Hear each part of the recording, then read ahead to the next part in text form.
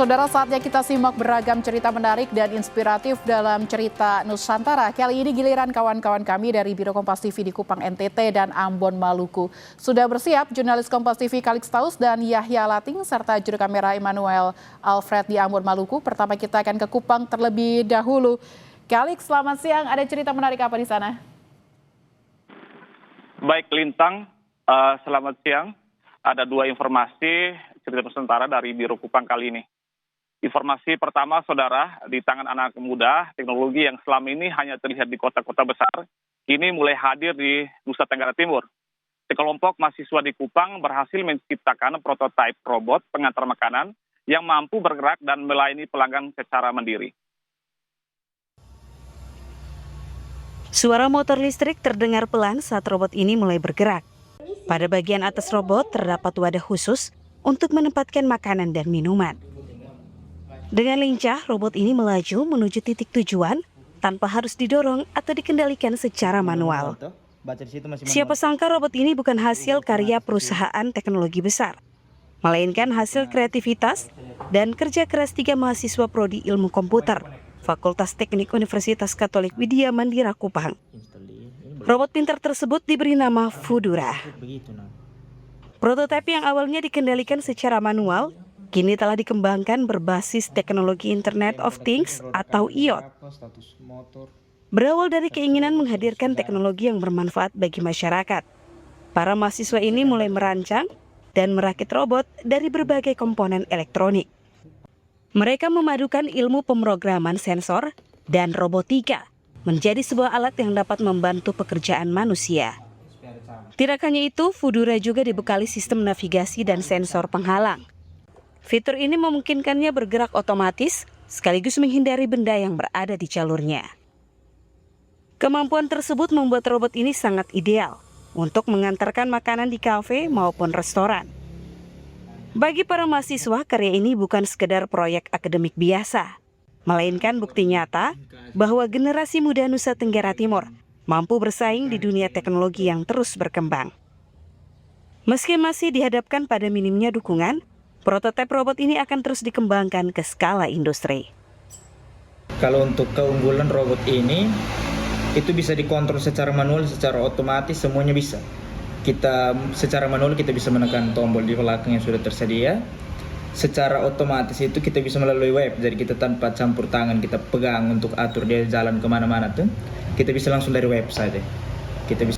Tapi ini yang kita lihat ini masih dalam skala prototipe, tapi diharapkan kami berdua bisa mengembangkan ini bahkan sampai ke skala industri yang sebenarnya.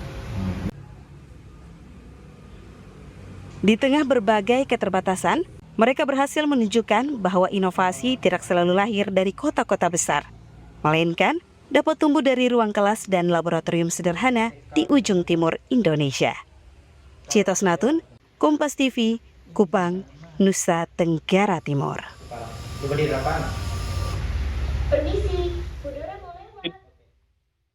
Informasi kedua, saudara, mencari tempat untuk melepas penat setelah seharian beraktivitas di Kota Kupang bukanlah hal yang sulit. Salah satu destinasi favorit yang tak pernah sepi adalah Pantai Tidis di Kecamatan Kota Lama. Pantai ini menjadi magnet bagi para pemburu senja dan keindahannya. Sejak pukul 16.30 waktu Indonesia Tengah, kawasan Pantai Tidis di Kelurahan Lailai Besikopan, Kecamatan Kota Lama, Kupang, Nusa Tenggara Timur, mulai dipadati pengunjung. Mulai dari kaum muda hingga keluarga, sengaja datang lebih awal untuk mengamankan tempat terbaik di sepanjang tanggul pantai. Hembusan angin laut yang sejuk, deburan ombak, serta lalu lalang perahu nelayan di kejauhan menjadi perpaduan sempurna untuk melepas penat. Sambil menanti matahari terbenam, pengunjung bisa menikmati kuliner lokal yang dijajakan di sekitar pantai. Menu ikonik seperti pisang bakar dan jagung bakar hangat, ditemani secangkir kopi atau kelapa muda segar, membuat momen menunggu sunset terasa lebih nikmat. Dengan mertua dan keponakan. Bagaimana suasana di sini menurut Mbak Mana? Luar biasa. Bisa memberikan suasana yang adem. Soalnya ketemu di Flores kan, kalau datang sini itu jadi pas kebetulan keponakan ajak ke sini dengan tempat bagus itu jadi datang sama-sama di Pantilis. Pantai Tilis memang bagus, apalagi sore itu kita bisa lihat sunset terus bagus terus. Kalau Hari seperti biasa spesialis jagung bakar dan minuman. Nah, jadi pas kita lihat situasi keadaan pantai yang bagus jadi pas, di momen yang pas. nama lengkap memang. Kadang jual jagung bakar, pisang bakar, pop ais, kopi, kata. Yang favorit di sini apa? Jualan apa ini? Jagung sama pisang. Biasa pengunjung yang datang lebih suka jagung atau pisang nih? Masa sih? Dua-dua. Tapi biasa rame dengan hari apa? Hari malam minggu dengan biasa hari libur juga. Momen yang dinanti pun tiba.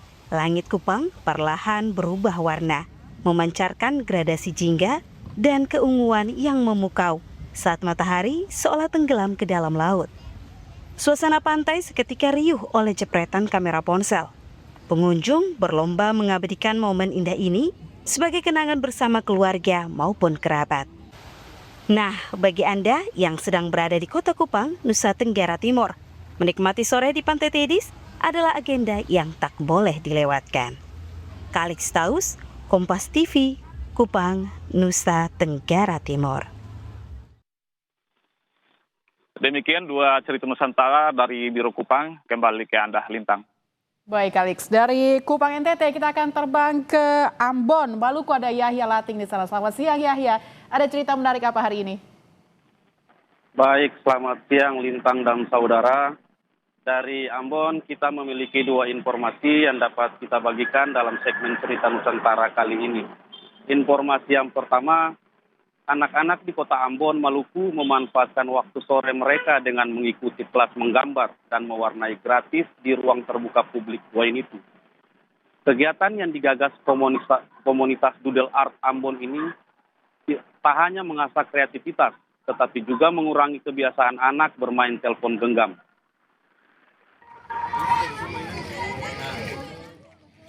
Kawasan ruang terbuka publik atau RTP Wainitu di kota Ambon kini menjadi tempat berkumpul anak-anak setiap sore hari. Mereka datang untuk belajar, bermain, dan menyalurkan imajinasi melalui kegiatan menggambar dan mewarnai. Didampingi anggota komunitas Doodle Art Ambon, anak-anak bebas menuangkan ide dan kreativitas mereka lewat berbagai coretan warna-warni. Suasana ceria dan penuh semangat terlihat saat mereka berkreasi bersama teman-teman sebaya. Tak sekedar menjadi sarana hiburan, kegiatan seni ini juga melatih motorik halus dan motorik kasar anak pada masa tumbuh kembang. Melalui aktivitas yang menyenangkan, anak-anak diajak untuk lebih aktif berinteraksi dan mengembangkan kemampuan diri. Komunitas Doodle Art Ambon menjadikan program ini sebagai bagian dari gerakan sosial untuk mengurangi ketergantungan anak terhadap penggunaan telepon genggam pada waktu luang.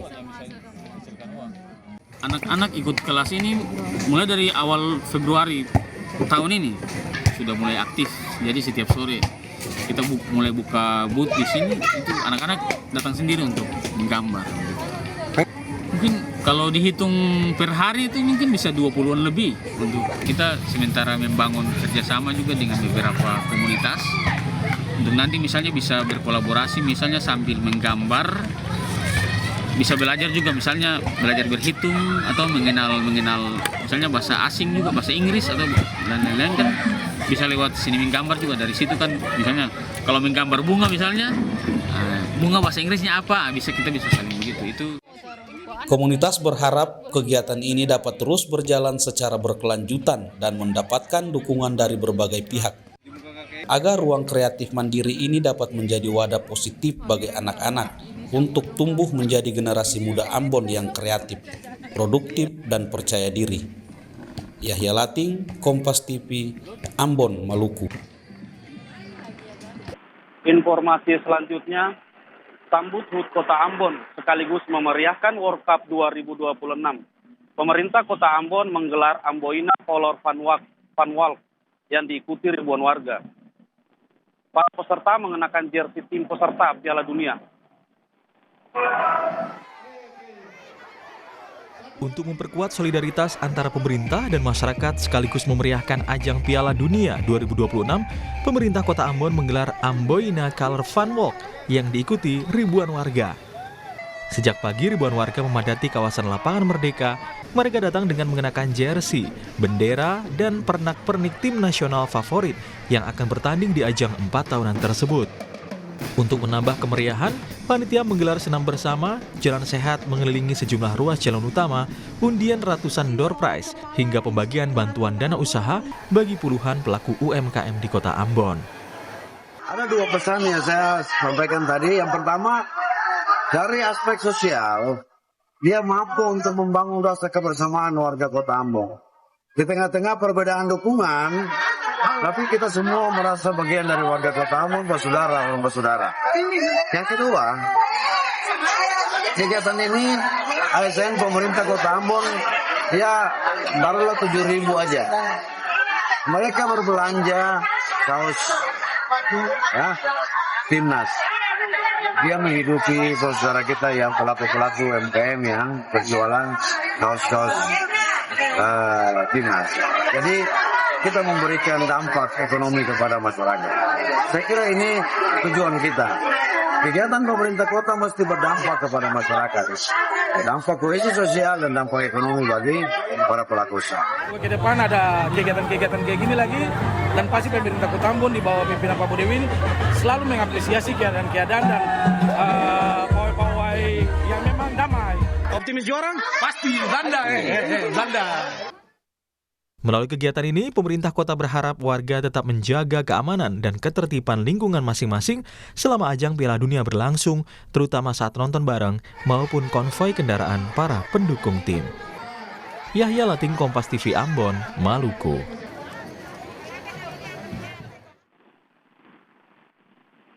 Demikian dua cerita Nusantara dari Ambon, kembali ke studio Lintang. Baik, Yahya Lating dan Immanuel Alfred dari Ambon, Maluku. Sebelumnya ada Calixtaus dari Kupang, NTT. Terima kasih rekan-rekan untuk informasinya. Selamat bertugas kembali.